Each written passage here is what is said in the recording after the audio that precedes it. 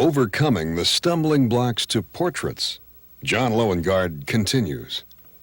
I think the thing that every photographer dreads is going to photograph somebody they don't know, and the person is going to be very nice, and the first question is going to be, what would you like me to do? And the only honest thing a photographer could possibly say is that I would like you to just be in the right light very quickly and do something that's very interesting so I can snap a shutter and have a picture. That's what I want. Now you go do it, but that's not going to work. And so what you're really doing is you're stalling. You're killing time. You're hoping that if you say you want to look around, if you ask them what they do in their day, and so on and so forth, that soon you'll see something that they do that's actually interesting, and then you can go on from there. If they, have a write with a quill pen, you see quills out on the table, you say, oh, do you write with a quill pen? Well, it turns out they do. And then there's a garden, and do you ever write with a quill pen in the garden? Oh, yes, right, I like to sit out,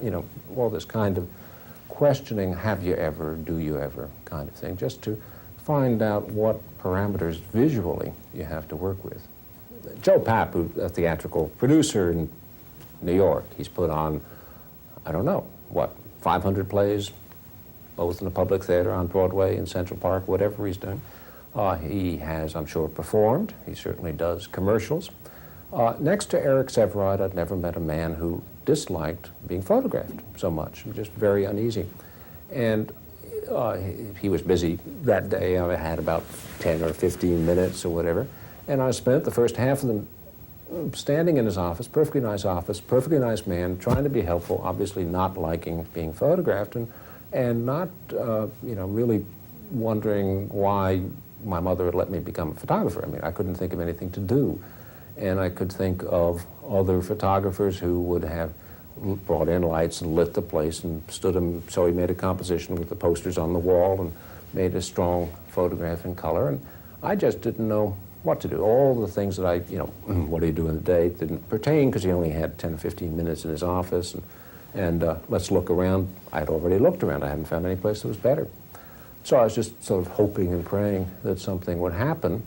And I put the cameras on a tripod, and it's quite close to his desk, about where you'd be if you were talking to him intimately, about a role or something like that. I don't know. And so he's sort of noting that I'm not looking very happy or going click, click very much.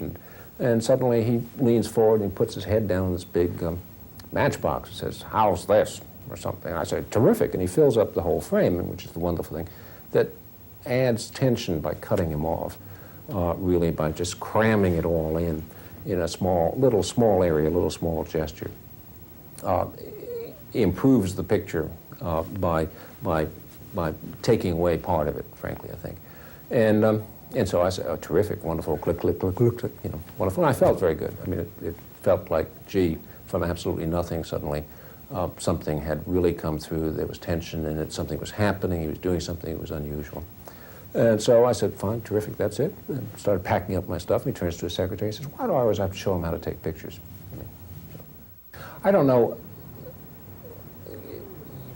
People talk about the left side being the good side and the right side not being as good, or that you should photograph men from below and women from above. I've never understood any of this. I mean, I don't know what people are talking about.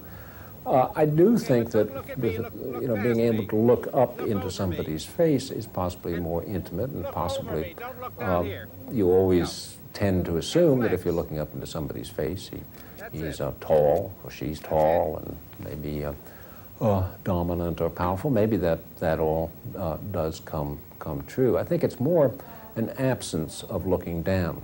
If you're looking down at somebody, you do think they're a midget. I mean, that's because why else would you be looking slightly down at somebody? And so, in the case of Izzy, who's a very good size and stature, whatever, but I'm taller than he is, being able to look up into his face, I think, concentrates on it. And it also, of course, brings you in contact with the mouth first, nose, and then eyes, whereas if you're looking down, you're looking at forehead, eyes, and mouth someplace off down there. It's not really as interesting an order, I don't think. I think saving the eyes to last making them the thing behind which they're behind the nose and the mouth is probably stronger. I don't know, but I'm just not a photographer who thinks in terms of good sides or ups and downs or so forth. I just know that it works. More of what works for John Loengard when World of Photography continues.